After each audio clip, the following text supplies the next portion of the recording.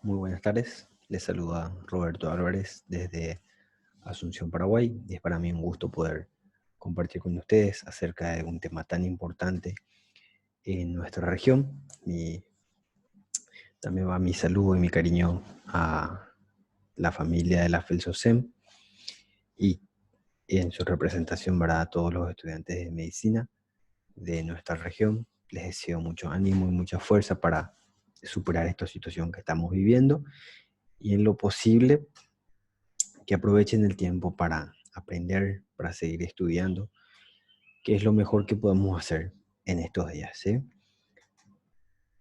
Esta tarde vamos a hablar un poquito acerca del dengue, sus características clínicas y las decisiones del manejo terapéutico que tenemos que tomar, ¿sí? Todo esto se hace en base a guías, a protocolos, ¿sí? En este caso en específico les voy a comentar sobre el protocolo del Ministerio de Salud Pública y Bienestar Social de Paraguay, ¿sí? Entonces, hay una cosa que tenemos que tener en cuenta, ¿sí? Y es lo siguiente, los protocolos son, como también son llamados ahora las guías, ¿sí? Es así como su nombre lo dice, son guías, ¿sí? No quiere decir que sean verdades absolutas, no quiere decir que sean aplicadas a todas las situaciones, sino que son solamente instrumentos que nos orientan a tomar una determinada conducta o a realizar alguna acción, ¿sí? Esto no quiere decir que estrictamente deba cumplirse en todos los casos de la misma manera, ¿sí? Ustedes saben que uno de los factores más lindos y más duros también de la medicina es la variabilidad de la situación, ¿sí? Los pacientes no son iguales, ¿sí? Cada uno tiene su característica distintiva, ¿sí? Entonces, por eso no podemos generalizar a todo y pretender que todo sea de la misma manera, ¿sí? Bien decían unos profesores míos en la universidad, no existen enfermedades, sino que existen personas enfermas, ¿sí? Entonces, cada persona es un mundo distinto que puede desarrollar la enfermedad de una manera distinta, ¿sí? Bueno, comencemos.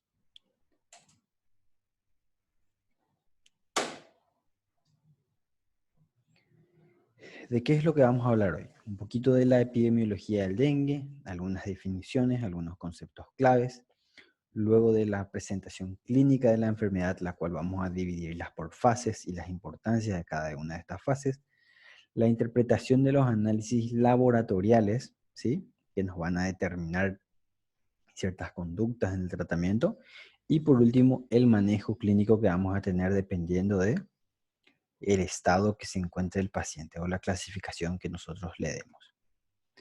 Bueno, el virus es una enfermedad, o sea, la fiebre del dengue, también se le llama, ¿sí? Es una enfermedad viral causada por un tipo de arbovirus, que es el virus del dengue, ¿sí? Que presenta 4 serotipos, ¿sí? El DEM1, el DEM2, el 3 y el 4, ¿sí? Cada uno de ellos puede causar infección en una misma persona, ¿sí?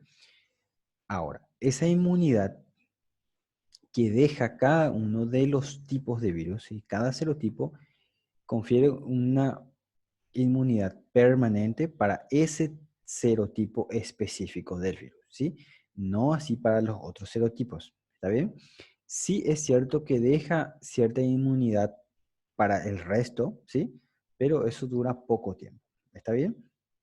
O sea que uno, por ejemplo, puede tener dengue tipo 1 ahora y en 2 meses puede volver a infectarse de dengue con un tipo 2 o 3, por ejemplo, ¿sí? No es que ya no va a volver a tener dengue, sino que tranquilamente puede volver a tener, pero con otro serotipo, ¿sí? Y últimamente se ha visto también que inclusive antes del primer mes hubo una infección por otro tipo de dengue, ¿sí? Imagínense ustedes. Bueno, ¿cómo se transmite la enfermedad? ¿Sí? El virus se transmite mediante un vector que es el mosquito Aedes aegypti, ¿sí? Por eso es muy importante y prácticamente muchas medidas se centran en la prevención de la enfermedad, ¿sí? Eliminando los criaderos del mosquito, ¿sí?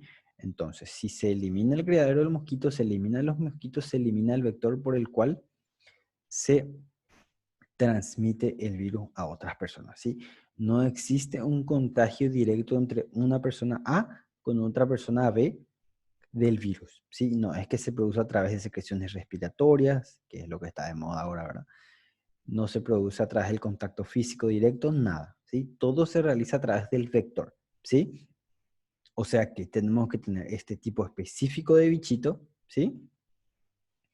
Que le pique a una persona que está enferma, que se encuentra en la fase de replicación viral, en la cual pueda transmitir la sangre, o sea, el virus que tiene la sangre al mosquito, luego el mosquito digiere eso, se produce el ciclo en el mosquito y luego este mosquito que está infectado ya con el virus, que tiene el virus replicando en su organismo, va y transmite a otro ser humano al volver a picarle, ¿sí? Entonces ese es el mecanismo por el cual, ¿sí? No podemos decir que es una manera indirecta porque de un contacto directo de una persona a persona no se produce, ¿sí? Esta es una de las, o sea, algo muy importante que tenemos que saber sobre la enfermedad.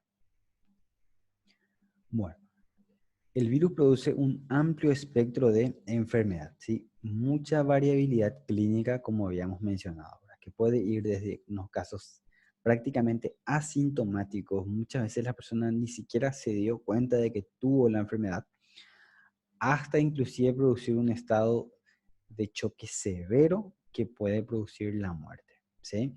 Entonces es un amplio espectro de enfermedad. ¿Qué es lo que tenemos que tener en cuenta? La presencia de factores de riesgo para gravedad del dengue, ¿sí? ¿Cuáles son estos? Uno, el haber tenido una segunda infección por el virus del dengue, ¿sí? Eso es un factor de gravedad. La edad, las edades de riesgo, la raza y las principales son, o sea, uno de los principales factores son las comorbilidades, ¿sí? Son las enfermedades de base, como decimos nosotros, que tienen nuestros pacientes que condicionan el sistema inmune del cuerpo, ¿sí? Ejemplo, asma, diabetes mellitus y los estados de inmunosupresión, ¿sí? En los estados de inmunosupresión, en términos genéricos, podemos abarcar un sinfín de enfermedades, ¿sí? Al hablar de inmunosupresión no nos referimos exclusivamente al estado del portador del VIH-Sida, ¿sí? Sino que nos referimos a muchas enfermedades que producen una alteración del estado de inmunidad del paciente. Sí, ejemplo, una insuficiencia cardíaca, por ejemplo, también tiene alteraciones, tiene sus afectaciones sobre el sistema inmune. Neoplasias también alteran el sistema inmune. Inclusive estados de desnutrición severa también actúan porque no se producen proteínas, entonces no se pueden producir las inmunoglobulinas y todo ese sistema inmune se ve alterado, ¿verdad? Y también las enfermedades, las colagenopatías, por ejemplo, ¿verdad? Las enfermedades reumatológicas también tienen una alteración del sistema inmune, ¿sí? Todas estas enfermedades son factores de riesgo para desarrollar un estado de dengue grave, ¿sí? Entonces, todo esto es lo que nosotros tenemos que tener en cuenta, tenemos que analizar cuando tengamos un posible caso de dengue.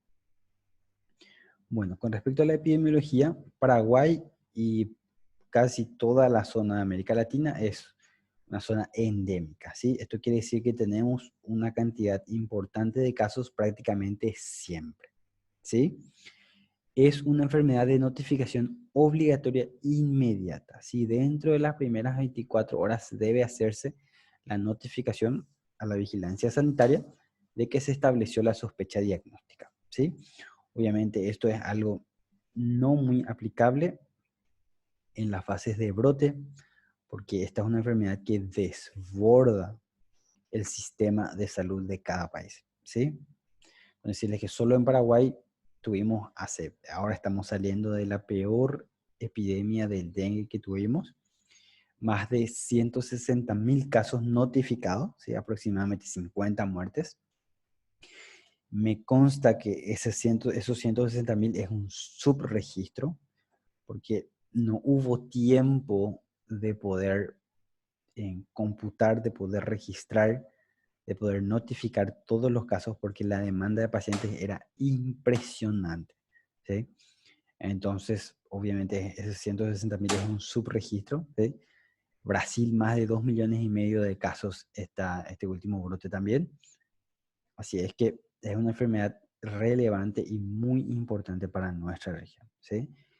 Y les cuento que el dengue no es poca cosa, ¿sí? No es una enfermedad de la cual podemos estar tranquilos, ¿sí? El dengue mata, ¿sí? Así es que tenemos que tener bien en claro los conceptos y los protocolos.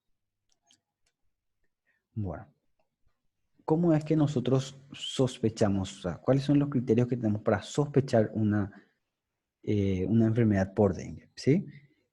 Tenemos la denominación de caso sospechoso de dengue cuando tenemos fiebre de 2 a 7 días de duración, más 2 o más de las siguientes manifestaciones, las cuales son náuseas o vómitos, exantema o eritema, que son lesiones en la piel, cefalea, dolor retroocular detrás de los ojos que es característico, mialgias, artralgias, manifestaciones hemorrágicas, leucopenia o cualquier signo de alarma que vamos a ver en un rato, o cualquier criterio de gravedad positiva del dengue, que también vamos a ver un rato, ¿sí?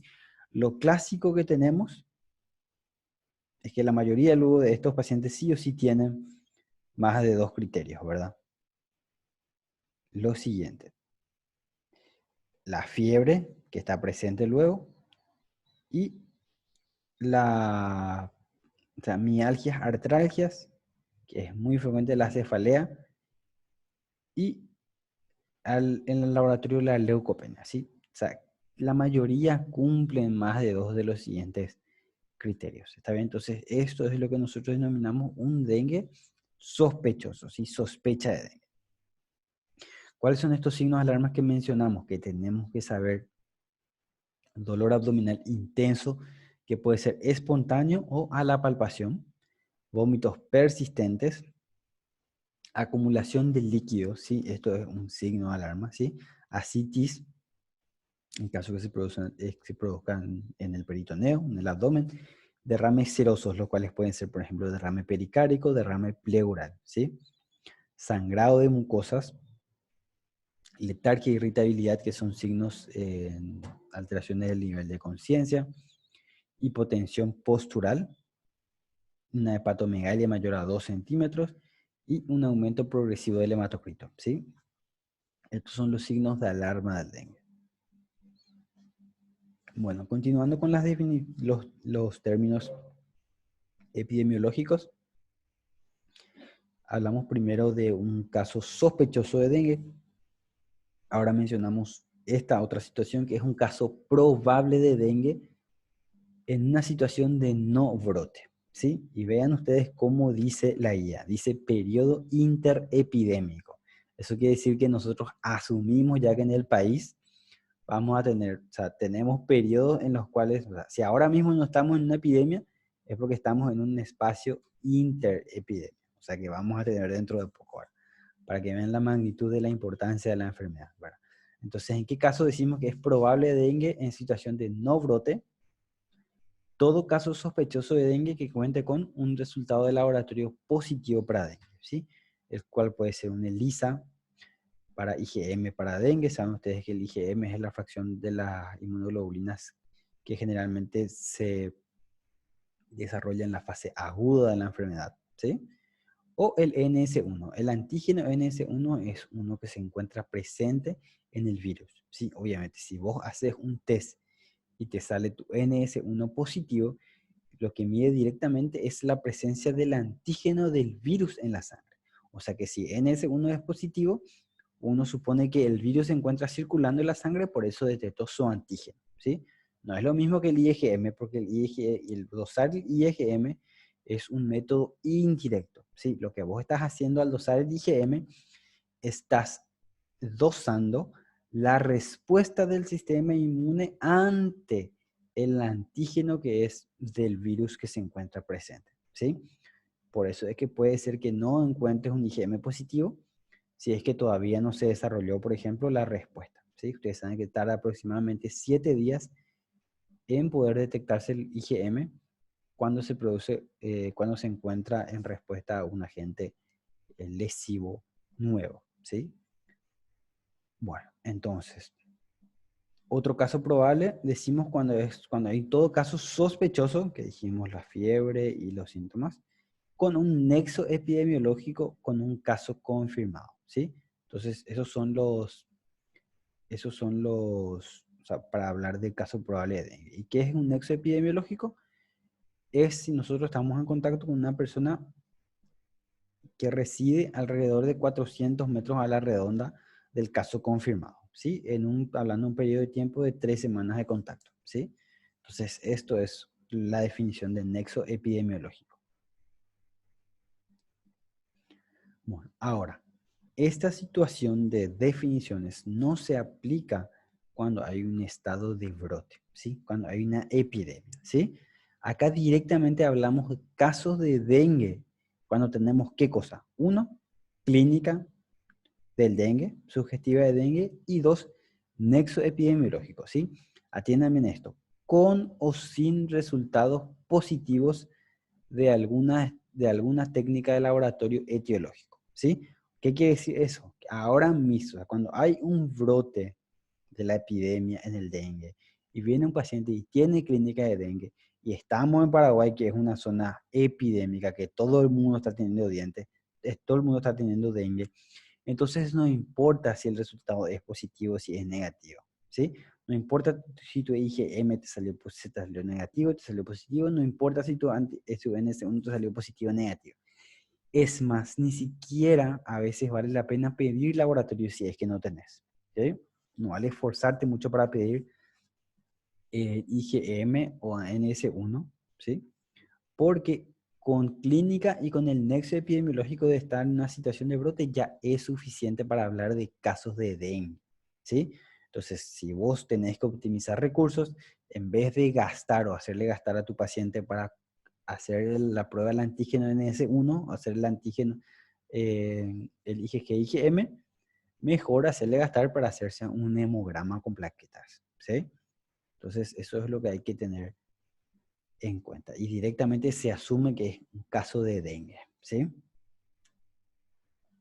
Ahora, otra definición epidemiológica ya más, algo que escapa de la práctica clínica diaria, es hablar de la confirmación del dengue, ¿sí? Caso confirmado de dengue, todo caso de dengue que encuentre con resultado positivo directamente de aislamiento viral, ¿sí?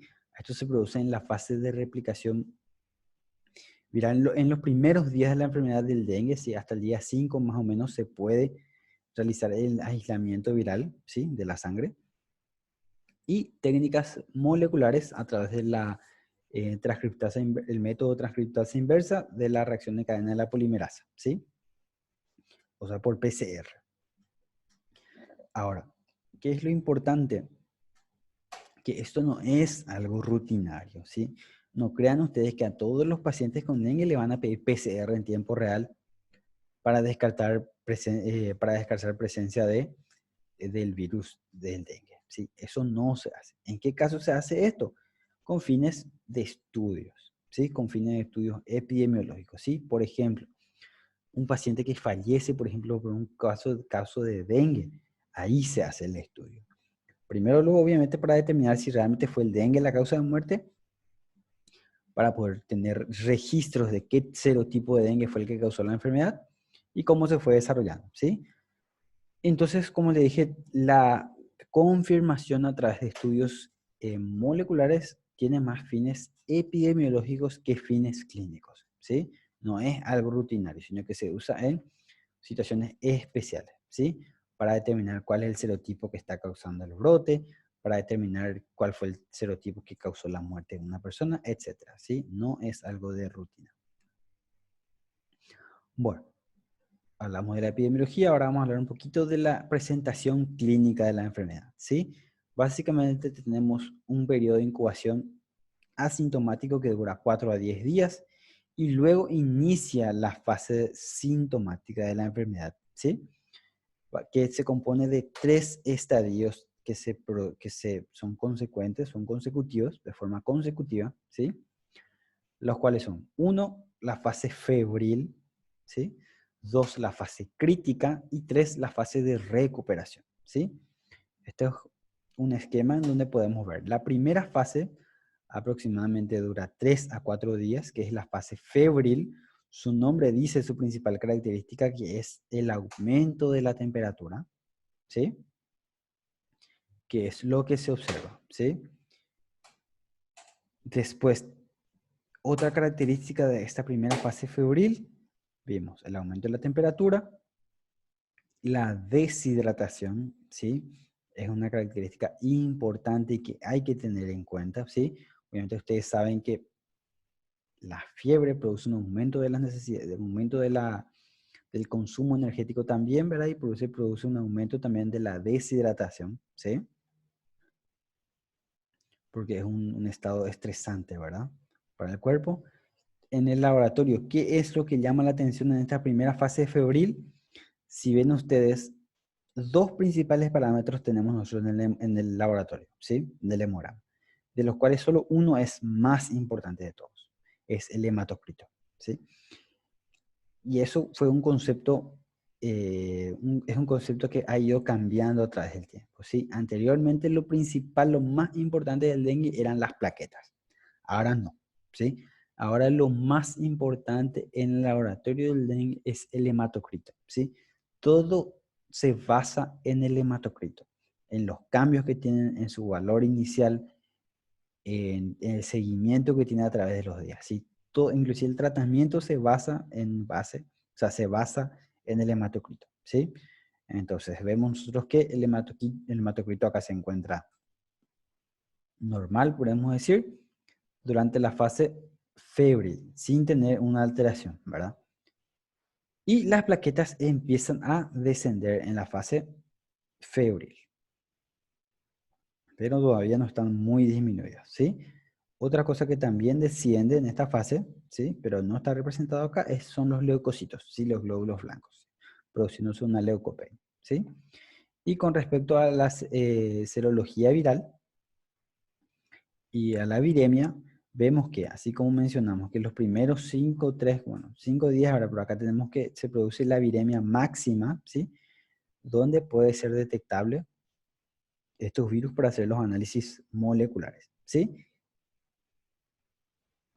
Luego tenemos la fase crítica, que es la fase de mayor importancia, ¿sí? Que se coincide más o menos al partir del cuarto día de la enfermedad, ¿sí? Con este pico de efervescencia, ¿sí? Cuando el paciente deja de hacer fiebre, ¿sí? Da la falsa sensación de que al dejar de tener fiebre el paciente se siente mejor, se siente recuperado, ¿sí? Pero el estado inmediato post-defervescencia, post-término de la fiebre, es la fase crítica, ¿sí? Donde hay que tener máximo de cuidado con los signos de alarma, ¿sí? De los pacientes. ¿Está bien? A no bajar los brazos luego de que termine la fase de la fiebre. Que acá recién viene lo peor, ¿sí? Día cuarto de la enfermedad, ¿sí? Y dura aproximadamente 48 horas, esta fase crítica, ¿sí? Día 4 a día 6 de enfermedad. ¿Está bien? Para hablar de día de enfermedad nos referimos al día 1, es el primer día de la fiebre, ¿sí? El primer día del inicio de fiebre. Si hoy el paciente hace fiebre por primera vez, entonces hoy es el día 1 de la enfermedad. ¿Está bien? Bueno, entonces tenemos defervescencia en la fase crítica. Muy importante, esta es la fase de shock, ¿sí? La fase de sangrado también, ¿sí? Donde tenemos una disminución importante de las plaquetas y una extravasación importante, ¿sí? De plasma, una fuga capilar, ¿está bien? Todo esto, el estado de choque, los sangrados nos van a dar falla multiorgánica, ¿sí? Entonces acá es donde puede producirse la muerte del paciente, ¿sí?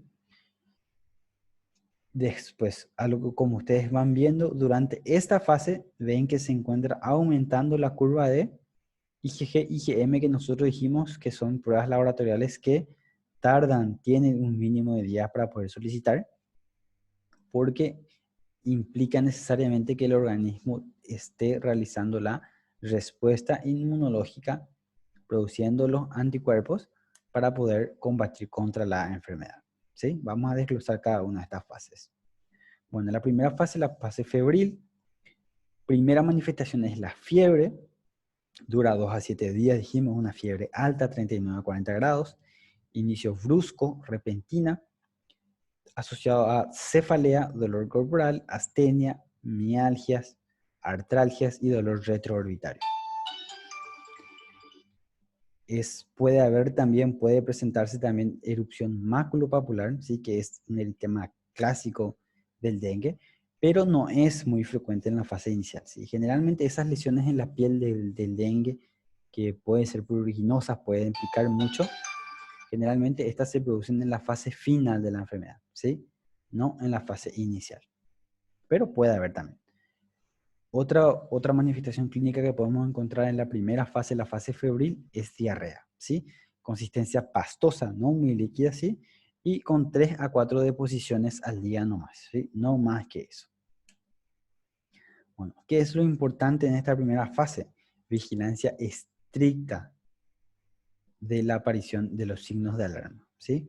Eso es muy importante. El paciente tiene que estar instruido, ¿sí? Tiene que tener asegurarse de que tenga buen acompañamiento familiar. El paciente tiene que conocer cuáles son los signos de alarma con los cuales tiene que venir a consultar a la urgencia, ¿sí? De forma inmediata. ¿Está bien? Eso es nuestra responsabilidad, nuestra tarea, que el paciente sepa eso. Bueno, la segunda fase es la fase crítica, es la cual tenemos que tener más atención, ¿sí? Momento de la defervescencia, aproximadamente día 3, día 7 de la enfermedad. Puede ocurrir extravasación del plasma, ¿sí? Del espacio intravascular, por aumento de la permeabilidad capilar, ¿sí? Con aumento progresivo del hematocrito, ¿sí? En un momento les voy a explicar esto, ¿verdad? También tenemos las lesiones petequiales, ¿sí? En la cara, en las extremidades, puede haber equimosis espontáneas, pueden haber hemorragias severas, ¿sí? El escape de líquido dura aproximadamente 24 a 48 horas, que es esta fase crítica que nosotros estamos mencionando. Ahora, lo que dijimos, el grado del aumento del hematocrito refleja fielmente la importancia del escape plasmático, ¿sí? La magnitud del escape plasmático, y sirve como guía para la reposición de fluidos, ¿sí? Para la rehidratación. Entonces, de aquí la importancia del grado de hematocrito, ¿sí? Bueno, entonces en esta fase de extravasación puede haber, encontramos eso, uno de los signos de alarma que mencionamos hace rato, que son los derrames, ¿verdad? Derrame pleural, derrame pericárdico, ascitis, ¿sí? Todo esto en la cantidad va a depender del grado, de la severidad de la extravasación de plasma, ¿sí? Bueno, un marcador de severidad importante que tenemos que tener en la fase crítica es con respecto a la presión arterial, ¿sí? Lo que se llama presión del pulso, ¿sí? Que es la diferencia entre la presión arterial sistólica y la presión arterial diastólica. ¿Está bien? Esta es lo importante, ¿sí? Una presión del pulso menor o igual a 20 milímetros de mercurio es es marcadora de severidad, ¿sí? Mal pronóstico. ¿Está bien? Entonces, muy importante. ¿Qué significa esto? Por ejemplo, tener una presión arterial sistólica de 80 y una presión arterial diastólica de 60. ¿Sí? 80-60, por ejemplo, si es la presión del paciente, la presión del pulso va a ser de 20 mililitros de mercurio nomás. Imagínense usted, eso es un factor de severidad. ¿Está bien? Bueno. ¿Cuáles son los métodos para poder determinar esto, si existe esta fuga capilar, esta fuga plasmática, la radiografía de tórax, ¿sí? Y las ecografías que son sensibles para demostrar presencia de líquido.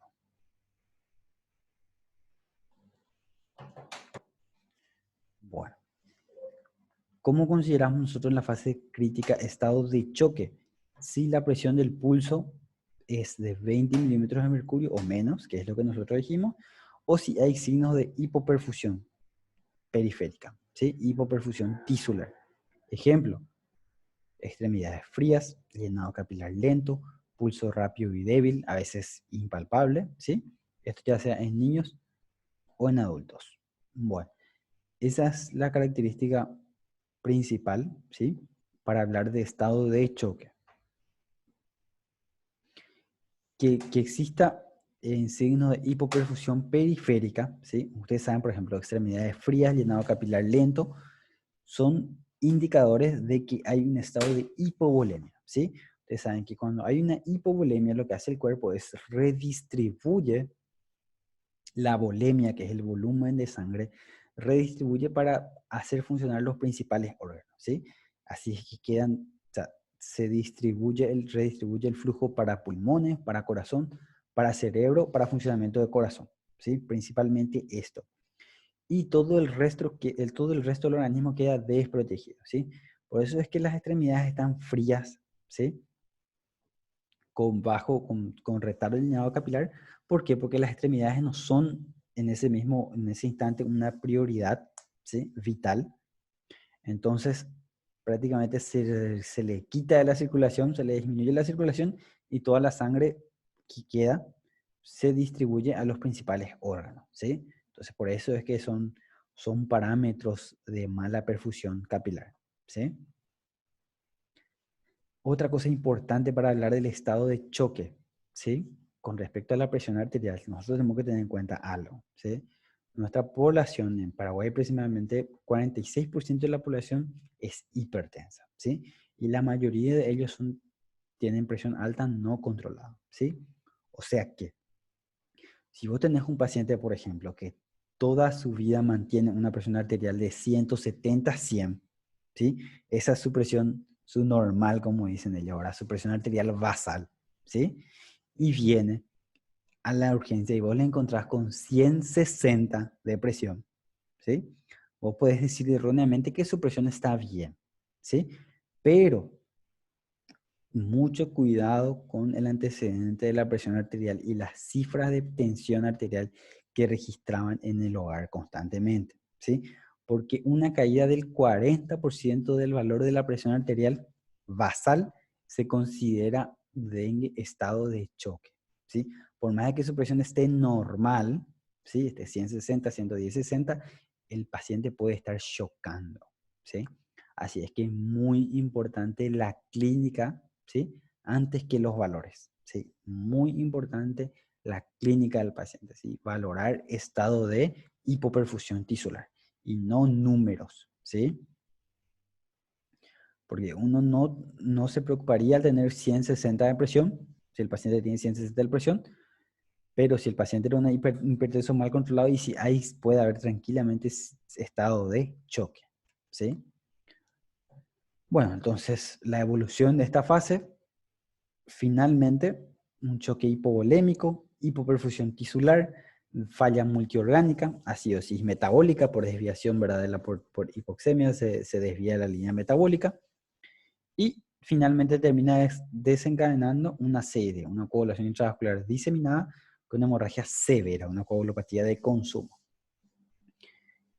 Y esto lleva finalmente a la muerte, ¿sí? El sangrado masivo cuando se produce, lo que causa es ya, obviamente, hipotensión por un choque hipovolémico y una caída del hematocrito. Sí, ven acá, el hematocrito cae cuando hay un sangrado masivo. ¿Sí? Por eso es que cae el hematocrito. Porque normalmente durante esta fase el hematocrito va a encontrarse aumentando. ¿Sí? Ahora, cuando tenemos, por ejemplo, una fase crítica, paciente crítico, nosotros hacemos el seguimiento del hematocrito, vemos que el hematocrito aumenta, entonces vemos que hay una hemoconcentración cada vez peor, cada vez hay menos volemia, ¿sí? Por eso cada vez está más concentrada la sangre. Y de repente, por ejemplo, nos encontramos que el paciente hace una hipotensión arterial, empieza a hipotensar y vemos que el hematocrito empieza a descender otra vez. Baja el hematocrito y uno esperaría, o sea, que cuando el paciente se recupere, pues el paciente tiene una disminución progresiva del hematocrito, ¿sí? Pero el contexto clínico es lo que importa, ¿sí? Si el paciente está hipotensando y está cada vez más dormido, está peor, y el hematocrito disminuye, no es que yo voy a estar contento porque su hematocrito disminuyó, sino que yo tengo que buscar enérgicamente en esta situación. ¿Y qué es lo que tengo que hacer? Tengo que pensar en la posibilidad de que cuando el hematocrito disminuye y el paciente está inestable, está disminuyendo el hematocrito porque hay una hemorragia severa, ¿sí? Entonces, esa es la causa por la cual disminuye el hematocrito, no porque exista una mejoría clínica. Bueno, y la tercera fase, la fase de recuperación, ¿sí? Los pacientes con signo de alarma o dengue grave que sobreviven tras las 24 a 48 horas de la fase crítica que mencionamos, entran a esta fase que se caracteriza por la reabsorción, ¿sí? La reabsorción de líquidos, ¿sí? Eso es lo característico, ¿sí? Esta reabsorción se produce de forma gradual en las siguientes 48 a 72 horas post fase crítica, ¿sí? Todo ese líquido que salió, que produjo la citis, que produjo el derrame pleural, que produjo el derrame pericárico, todo ese líquido se reabsorbe, ¿sí? Entonces, ¿qué es lo que pasa? Pasa de estar en un tercer espacio, vuelven al compartimiento vascular, ¿sí? Y eso es muy importante. Enseguida les explico por qué. Este fenómeno se acompaña de una sensación de bienestar, una recuperación del apetito, aumento de la diuresis, mejoran todos los síntomas, ¿sí? Generalmente acá es que tenemos el exantema, la lesión cutánea clásica, que es las islas blancas en un mar rojo, ¿sí? Que vamos a ver enseguida por qué se llaman así. ¿Sí? Un exantema generalizado puede ser pruriginoso, particularmente en las plantas, en la palma de las manos y planta de los pies, ¿sí? Bueno. Y el hematocrito en esta fase de recuperación se estabiliza o puede disminuir por efecto de la dilución, ¿sí? Por la dilución de la sangre, ya que se vuelve a reabsorber todo el líquido que estaba en un tercer espacio, ¿sí? ¿Qué es lo que hay que tener en cuenta en esta fase?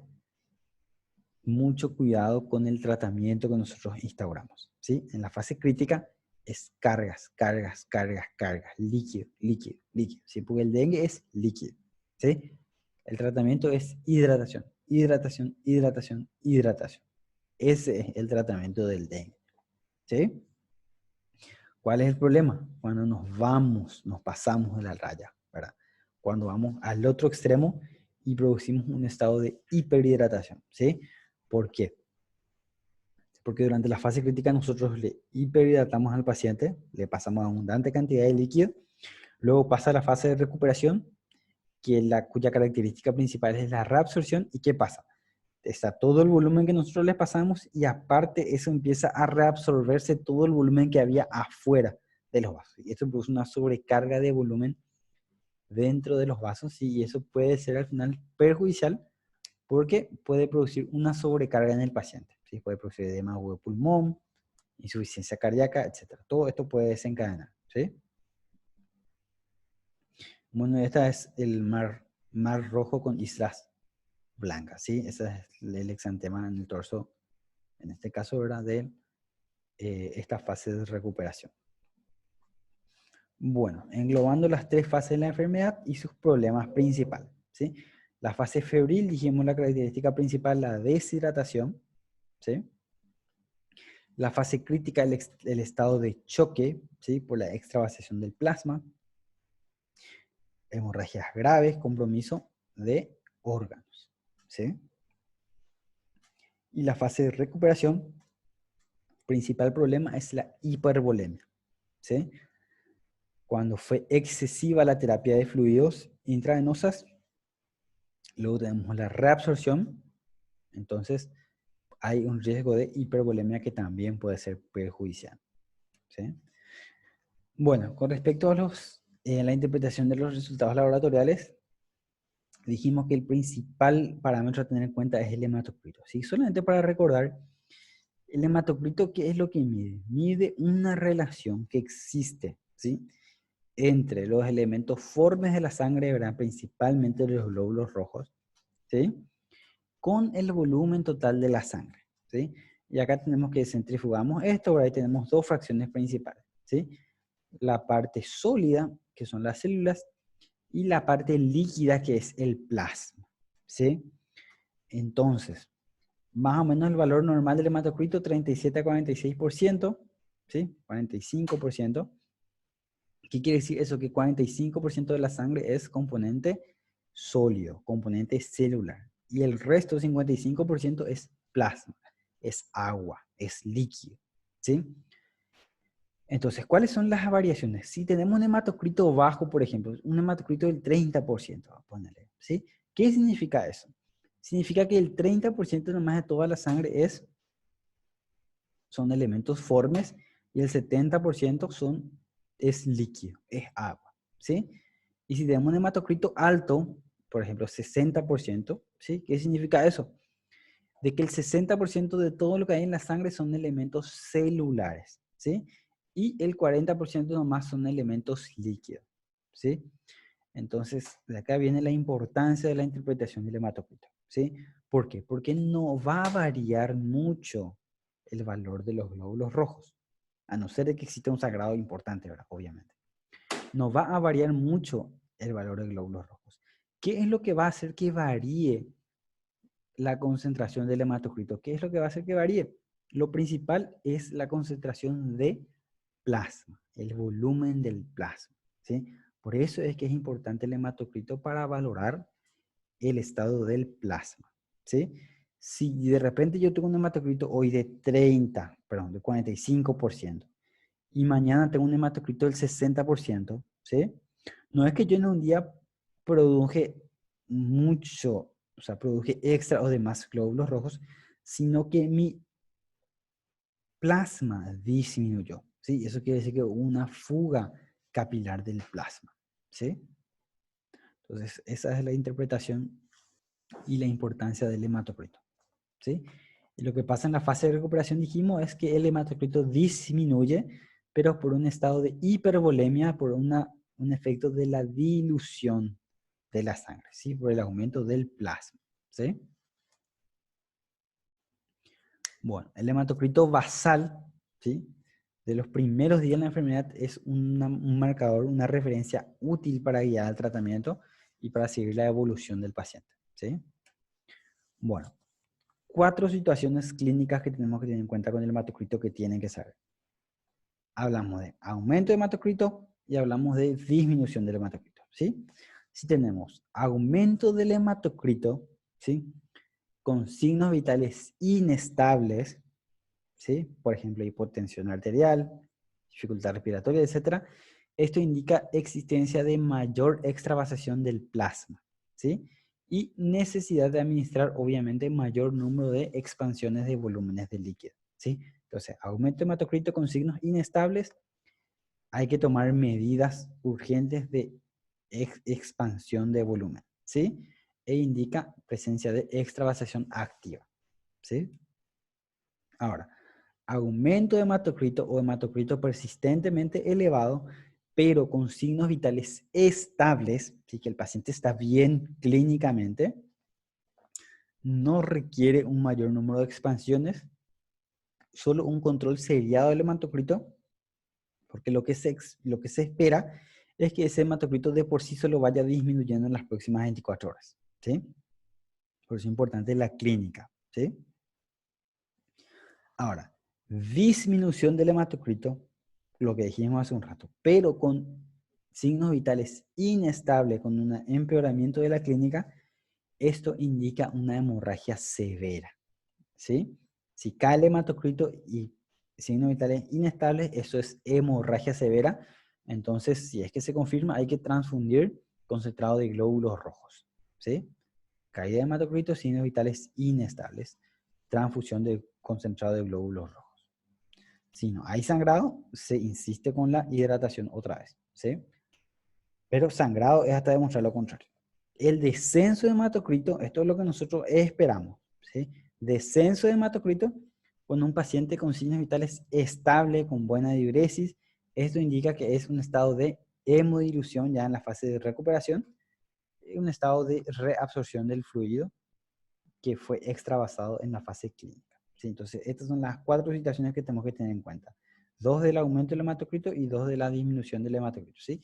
Es aumento o disminución con signos vitales estables o inestables, ¿sí? Y la conducta que tenemos que tomar al respecto. Bueno, continuando con los test, la interpretación de los test rápidos, ¿sí? Tenemos el NS1 que dijimos, IgG y IgM, ¿sí? NS1 positivo es un probable dengue primario agudo, ¿sí? IgM positivo solo también es un probable dengue primario agudo, ¿sí? Ahora, tener la presencia de IgG puede indicar dos cosas. Uno, si el paciente está con clínica, ¿verdad?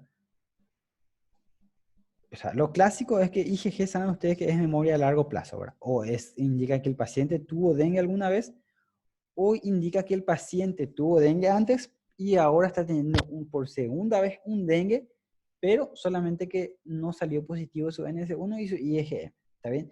No, si vos tenés clínica de dengue y tu IgG te sale positivo y tu NS1 y tu IgM negativo, no quiere decir que vos ya descartás que el paciente no tiene dengue y que esta es una memoria nomás de un dengue anterior. Igual el paciente puede tener aunque no tenga ningún test positivo. Por eso dijimos nosotros, periodo de brote, clínica con nexo epidemiológico suficiente para hablar de caso de dengue, ¿sí? Bueno, IgG positivo, IgM positivo, con NS1 negativo, puede que sea un dengue primario en la etapa ya final, ¿sí? Por eso el NS1 ya no sale positivo, porque solamente se encuentra positivo en los primeros 3 a 4 días de la enfermedad, ¿sí? O puede ser un dengue secundario agudo, ¿sí? Que esté iniciando. Bueno, NS1 positivo, IgG positivo, un probable dengue secundario por segunda vez, ¿sí? Bueno, ahora continuemos la última parte ya, estamos terminando, del diagnóstico y clasificación y manejo de los casos de dengue, ¿sí? Esta es una clasificación práctica de la OMS, ¿sí? Básicamente tenemos que tener en cuenta lo siguiente, ¿sí? Presencia o no presencia de signos de alarma, que saben cuáles son, y directamente hablar de un estado de dengue grave, ¿sí? ¿Cuáles son los estados de dengue grave? Uno, una extravasación importante del líquido, ¿sí? Lo cual vamos a enseguida a qué se refiere explícitamente, hemorragia grave y fallas multiorgánicas, falla renal, falla hepática, falla pulmonar, etc. ¿sí? Estos son estados de dengue grave. Y después, en el otro grupo, ¿sí? Los de dengue con o sin signos de alarma. ¿Está bien? Entonces, vamos a ir desglosando cada una de estas situaciones, ¿verdad? ¿Cómo vamos a ir manejando? Nuestro caso sospechoso de dengue, que ya dijimos la fiebre con los síntomas asociados.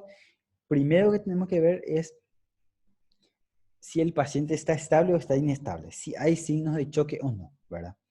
Si tiene uno de los siguientes, uno o más de los siguientes, choque o dificultad respiratoria debido a una extravasación grave de plasma, pulso débil, taquicardia, extremidades frías, llenado capilar lento, hipotensión arterial, esto es, entonces ya es directamente un estado de dengue grave, ¿sí?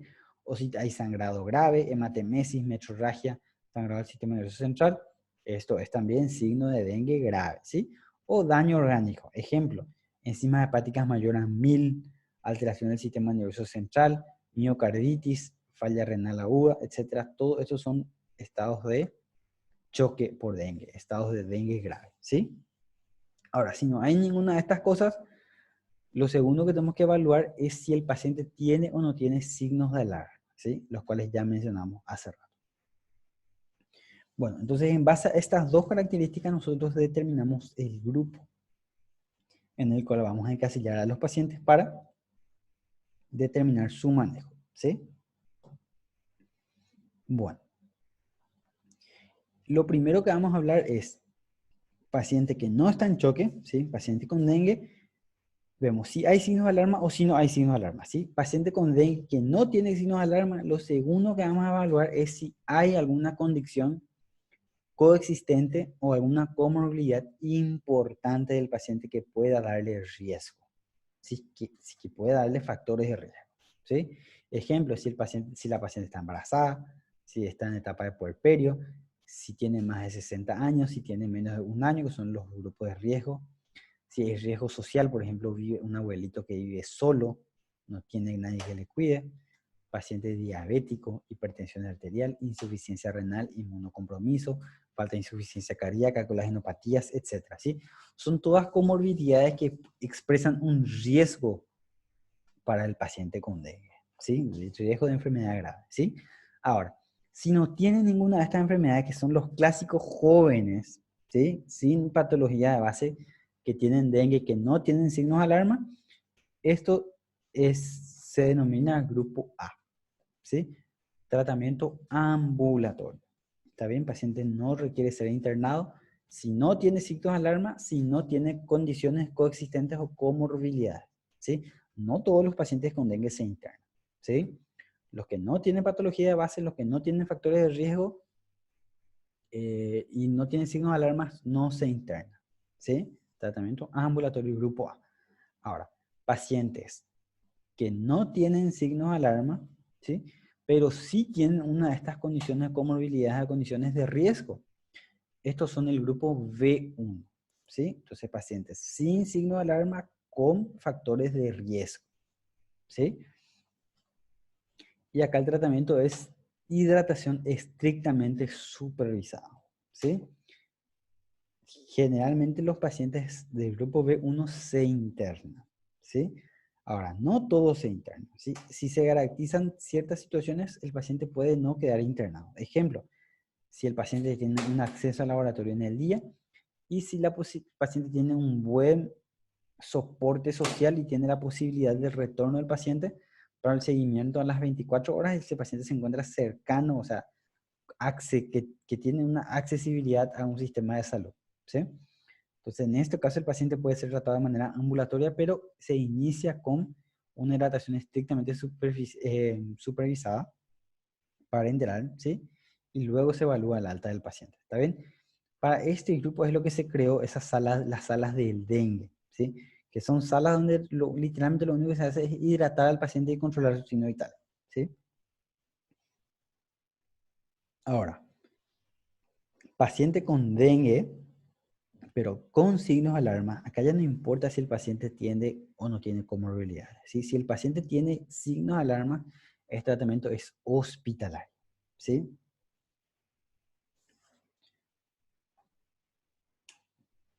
Bueno, ahora, ¿cuáles son los parámetros que nosotros tenemos que tener en cuenta para determinar si el que paciente está bien, si está estable, si es que tiene signos de choque? Bueno, son varios, ¿verdad? Acá les dejo la imagen, la presión arterial. O sea, hay un estado, una diferencia importante entre el paciente que está estable y el paciente que está con choque, pero compensado, ¿sí? No es lo mismo, ¿sí? Por ejemplo, el choque compensado está con taquicardia, está con taquipnea, una tendencia a la disminución de la diuresis, ¿sí? Extremidades frías, ¿sí? No es que el hecho de tener la presión arterial normal indica que el paciente está estable, ¿sí? Hay que valorar todos los parámetros, ¿sí? Bueno, el manejo clínico del dengue. Paso 1, en general, es la evaluación del paciente, ¿sí? Uno, determinar qué día de enfermedad estamos, ¿sí? Esto dijimos que es en base al día de inicio de la fiebre, ¿sí? 2, valorar si el paciente tiene una tolerancia a la vía oral. ¿Sí? Si el paciente está con vómitos y no puede tomar agua, obviamente que no puede irse a su casa a hacer el tratamiento ambulatorio porque el pilar es la hidratación, ¿sí? Entonces lo único que hace es va a empeorar y empeorar y empeorar en su casa porque el paciente se está deshidratando por su fiebre, por su estado general, está extravasando y para colmo no está pudiendo ingerir agua porque no tiene tolerancia a la vía oral, ¿sí? Preguntar sobre la diuresis si es que tuvo una micción en las últimas 6 horas por lo menos, ¿sí? buscar signos de alarma que dijimos, buscar si el paciente tiene comorbilidades, ¿sí? Y un examen físico valorando principalmente presencia de signos de deshidratación. Si no hay estado de choque compensado, buscar hemorragias también, ¿sí? Entonces ese es el paso 1, la evaluación general. Paso 2 es el laboratorio, que dijimos que o sea, no debe retrasar el tratamiento, ¿sí? Si el paciente está deshidratado, está mal, y vos, por ejemplo, o sea, la guía te dice que vos tenés que tener un hematocrito basal, ¿sí? Pero si vos no tenés hematocrito y tenés que esperar a que el hematocrito se haga el análisis que tarda 4 o 5 horas en retornar antes de empezar a hacer el tratamiento, no. Si el paciente está grave o está un poco mal, ¿sí? Y necesita una hidratación y vos no tenés laboratorio, no importa, se hace el tratamiento, ¿sí? Entonces, un hemograma basal. Esto es, ahora, en los pacientes que están en B1, B2 y en los pacientes graves, ¿sí? B1 son los pacientes dijimos que no tienen signo de alarma, pero tienen factores de riesgo. B2 son los que tienen signo de alarma y los pacientes graves son los que tienen el choque grave, choque por dengue.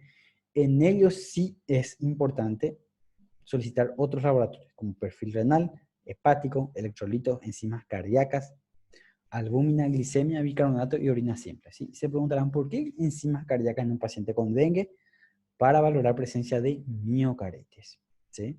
Las enzimas cardíacas. Bueno.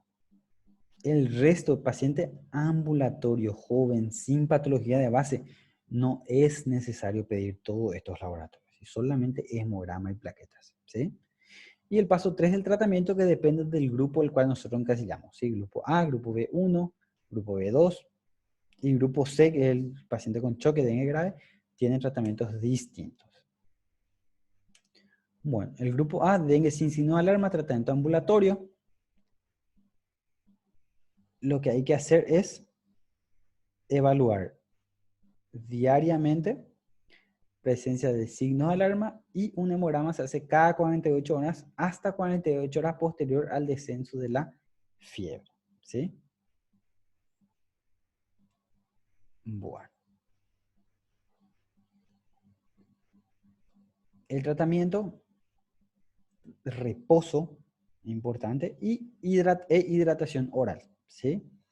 Supuestamente la guía dice 2 litros al día de líquido, sí, pero en realidad tiene que ser más. Nuestra necesidad basal nomás luego en la época de verano es 2 litros, ¿sí? Aparte del sudor y el calor, todo eso, si le pones encima el estado de dengue, tiene que ser mínimo 3 a 4 litros, ¿sí? Y el paracetamol, ¿sí? Hasta 4 gramos por día. Se puede dar 1 gramo cada 6 horas, ¿sí? Ojo, que también puede darse dipirona, no es que está totalmente contraindicado. Si es que los síntomas no mejoran, si es que la fiebre no cede, se puede dar también dipirona, ¿sí? Bueno, pacientes grupo B1 sin signo de alarma con comorbilidades, ya un manejo hospitalario, sala de dengue, líquidos vía oral, si no hay buena tolerancia vía oral, una hidratación basal, ¿sí? Y controlar siempre la temperatura para saber en qué día estamos cuando viene la fase crítica. Un balance hidrosalino estricto. Todo lo que entra al paciente, todo el ingreso de líquidos, todo el egreso de líquido, ¿sí? Control estricto también de la diuresis y búsqueda de signos de alarma. ¿Está bien? Bueno, si el paciente, dijimos los criterios, gracias, es que puede irse de alta con medidas, con acceso al laboratorio, con acceso al sistema de salud, puede irse a la casa, ¿sí? O si no, se queda internado. Grupo B2 son pacientes con signos de alarma. ¿Sí? Indirectamente, cuando nosotros tenemos un paciente con signos de alarma, tenemos que buscar si realmente el paciente nos tiene un choque, un estado de shock, pero que está compensado nomás todavía, ¿sí? Y es las características que mencionamos hace rato. Bueno, acá ya el tratamiento de signos de alarma, vía periférica, laboratorio completo, oxígeno por cánula nasal, control de hemoglobina hematocrito al ingreso, luego de iniciar la terapia de fluidos, ¿sí? Y luego cada 6 hasta 12 horas si fuera necesario, ¿sí? Control de signos vitales cada 30 minutos, balance hidrosalino estricto, y eso. Sería básicamente así. ¿Y cómo sería la hidratación en un paciente con signo de alarma? Primero carga de 10 cc kilo peso en una hora. Si el paciente pesa 70 kilos, 700 cc en una hora. Y luego se evalúa. Si el paciente persiste con signo de alarma o no tiene una respuesta diurética importante, se vuelve a repetir la carga 1 a 2 veces más de 700, por ejemplo, en una hora. ¿Está bien? Si el paciente, a pesar de estas 2 o 3 cargas, sigue con signo de alarma, no está orinando mucho, ya se le considera un shock por dengue. ¿Sí? Y pasa al grupo C, que tiene otro manejo. Ahora, si el paciente con signo de alarma mejora con esta carga de 700 en una hora, se produce un descenso, una disminución progresiva de la hidratación de la carga, ¿sí? Después se le pasa a una hidratación a 5 cc kilo peso hora, y así por 2 a 4 horas, y así se va evaluando. Si es que mejora, cada vez más se va disminuyendo el estado, o sea, se van disminuyendo las cargas que se van haciendo por hora, ¿sí? El manejo del dengue del dengue grave o del dengue con signos de alarma es por hora, ¿sí? No es cualquier cosa, ¿sí? Es muy complicado. Bueno, entonces a la vez que vaya mejorando el paciente, se va disminuyendo la intensidad de las cargas, ¿sí? Ahora, el último estado, el más complicado, cual no vamos a dar mucho énfasis porque corresponde ya a medicina crítica, hacia la unidad de cuidados intensivos, ¿sí? Dengue grave. Dijimos los criterios para clasificarlo: choque de dificultad respiratoria, extravasación grave, choque evidente por la hipotensión arterial, diferencia presión de pulso menor a 20, sangrado grave, compromiso de falla multiorgánica. Importante, hematocrito antes de hidratar, porque va a ser el parámetro, ¿sí? Dijimos ya que no retrasa el diagnóstico, no retrasa el tratamiento si no tenemos. Oxigenoterapia, ¿sí? Y una hidratación. Se empieza con una carga de 20 cc kilo peso, ¿sí? En 15 a 30 minutos. Quiere decir que si el paciente pesa 70 kilos, por 20 cc kilo peso serían 1400 cc en 15 a 30 minutos, ¿sí? Se repite cada 20 minutos hasta 60 cc kilo peso hora, ¿sí? Que es lo que tenemos que lograr. Y si no tenemos, si el paciente está en un centro, hospital regional, hospital distrital, se le remite a un centro, un hospital de referencia, ¿sí? A un hospital de alta complejidad para que pueda ingresar a UTI, para que pueda ser sometido a terapias así, ¿sí? Ahora, si desaparecen signos de choque con con esta hiperhidratación, con esta carga que dijimos, se va disminuyendo también la intensidad de las cargas, como habíamos mencionado, ¿sí? Como también pasa en el dengue con signos de alarma. Ahora, si el paciente no mejora, se vuelve a hacer un segundo bolo con la carga a 20 cc kilo peso en 15 a 30 minutos, ¿sí? Le volvés a cargar 1400 cc en 15 a 30 minutos, ¿sí? Son pacientes que generalmente tienen 2, 3 vías periféricas, tienen, ¿sí? Una vía acá, hasta inclusive una vía en la pierna. Porque no es fácil pasarle 1,5 litros de suero en 15 a 30 minutos, si te deja tener un buen acceso vascular, ¿sí? No vía venosa central, todavía no, ¿sí? Vía periférica, pero múltiples accesos, ¿sí? Si el paciente no mejora otra vez con el segundo bolo, se hace un tercer bolo otra vez, tercer juego otra vez de 20 cc kilo peso, 15, 30 minutos otra vez, ¿sí? Ahora, si es que el paciente no mejora otra vez con este tercer bolo de 20 cc kilo peso en 15, 30 minutos, acá ya hay que buscar si es que el paciente no está haciendo una complicación del dengue, por ejemplo, una miocarditis, ¿sí? Porque entonces en este caso, el paciente está hipotensando, no porque le falta más líquido, sino que porque existe una falla de bomba, una miocarditis, ¿sí? La principal manifestación clínica de la miocarditis es la insuficiencia cardíaca.